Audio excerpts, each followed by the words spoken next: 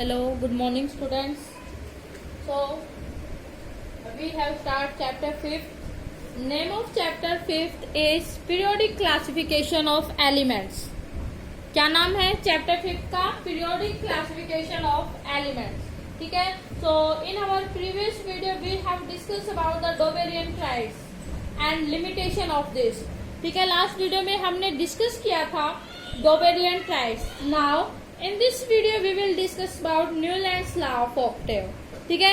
इस वीडियो में डिस्कस करते हैं Newland's law of octave. तो what is the definition of this law? Newland's law of octave की डेफिनेशन क्या है? ठीक है. ठीक है. तो डेफिनेशन क्या है? What is the definition of Newland's law of octave? तो when according to this law, that means according to Newland's law of octave, when elements are arranged in increasing order of increasing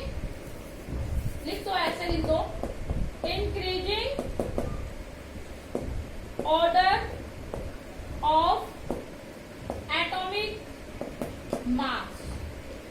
ठीक है. ये line तो common है. According to Newland's law of octave, when elements are arranged in increasing order of atomic mass, then the properties of every eighth element, starting from the given element, eighth element are similar to first element.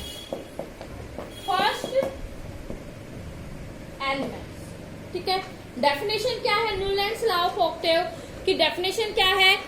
जब elements को arrange किया गया किस order में, increasing order या decreasing order, increasing order of their atomic mass, तो क्या मिला उसे कि जो फर्स्ट एलिमेंट था, फर्स्ट एलिमेंट की जो प्रॉपर्टी थी और वो एट्थ एलिमेंट की प्रॉपर्टी के साथ क्या थी? रिजेंबल थी, सिमिलर थी. ठीक है. एक जैसी प्रॉपर्टी शो कर रहा था.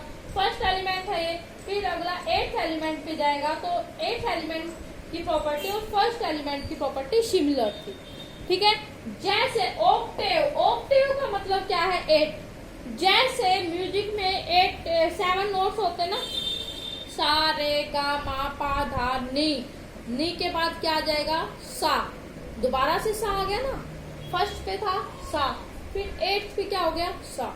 तो रिपीट हो रहा है. तो ऐसे ही इस लॉ के अकॉर्डिंग भी जो फर्स्ट एलिमेंट था, फर्स्ट एलिमेंट के बाद जो एट्थ एलिमेंट आएगा तो उसकी प्रॉपर्टी क्या होंगी? सिमिलर होंगी. ठीक है.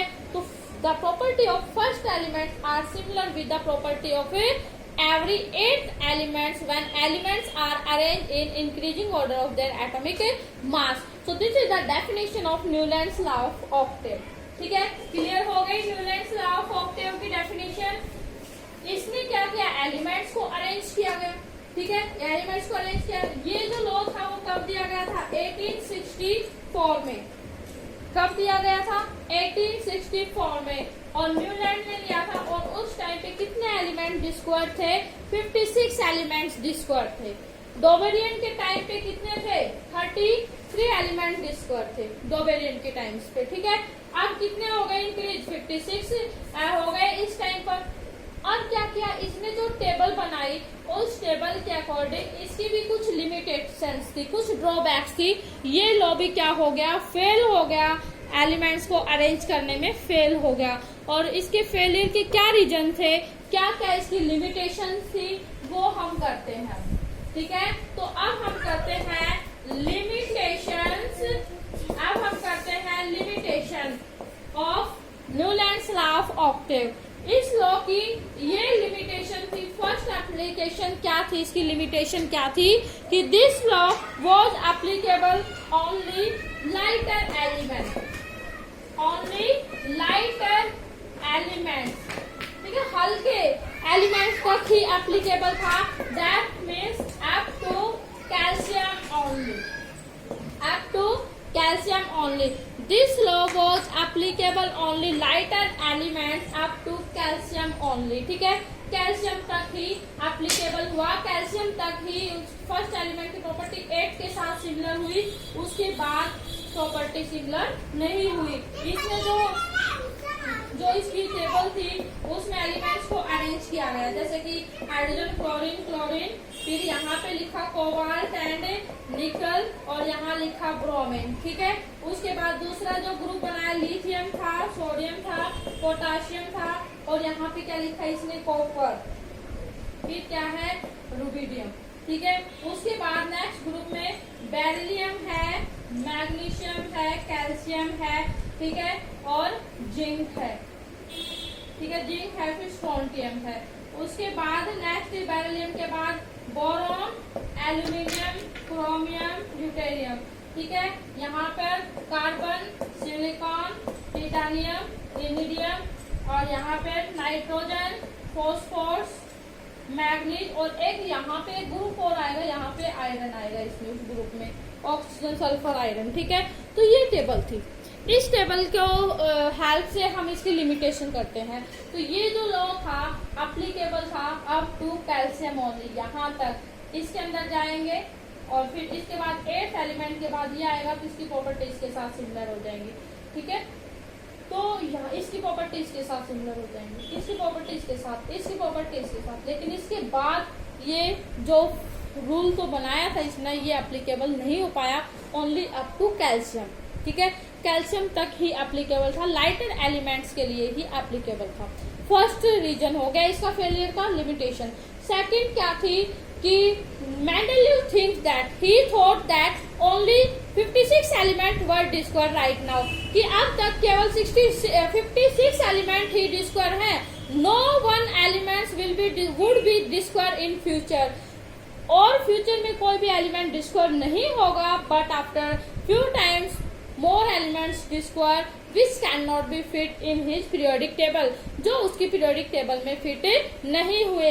ये सेकंड पॉइंट क्या है, मेंडल, ये क्या है, न्यूलैंड्स ये सोचता था कि ओनली 56 एलिमेंट ही डिस्कवर हैं, फ्यूचर में और एलिमेंट डिस्कवर नहीं होंगे, लेकिन बाद में जैसे जैसे टाइम पास हुआ, टाइम निकला, उसके बाद और एलिमेंट डिस्कवर हुए, और जो एलिमेंट डिस्कवर हुए बाद में वो इसकी पीरियोडिक टेबल में फिट नहीं हुए। तो वो भी, ये भी क्या था, इसका रीजन था फेलियर का, ठीक है।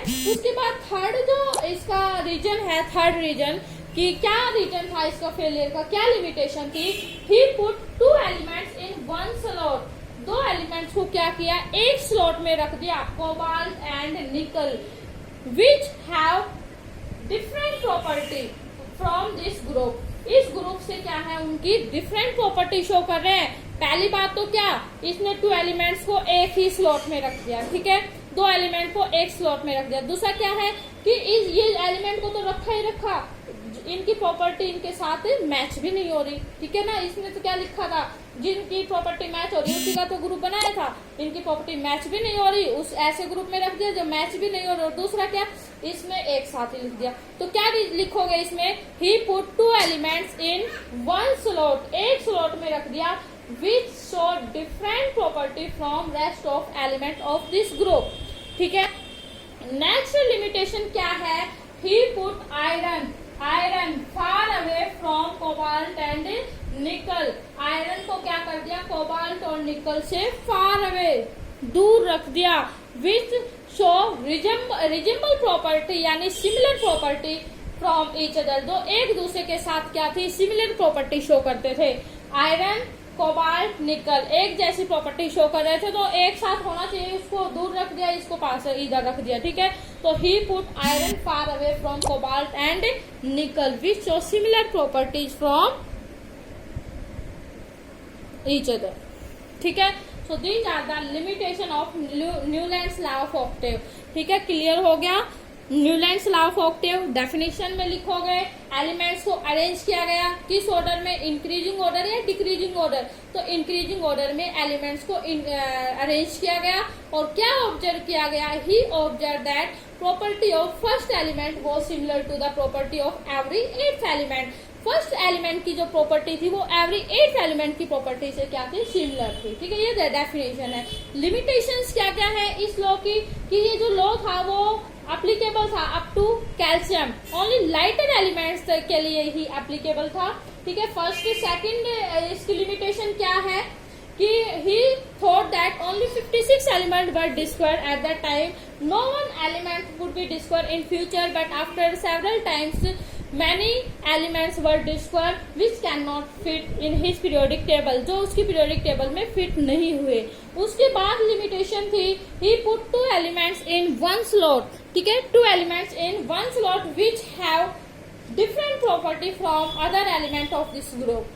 नेक्स्ट प्रॉपर्टी लिमिटेशन क्या है इसकी, he put iron far away from cobalt and nickel which show रिजिमल property which show similar property from each other. So these are the limitation of Newlands law of octave. So in this video we have completed Newland's law of octave and its limitation. So now in next video we will discuss about Mendeleev law.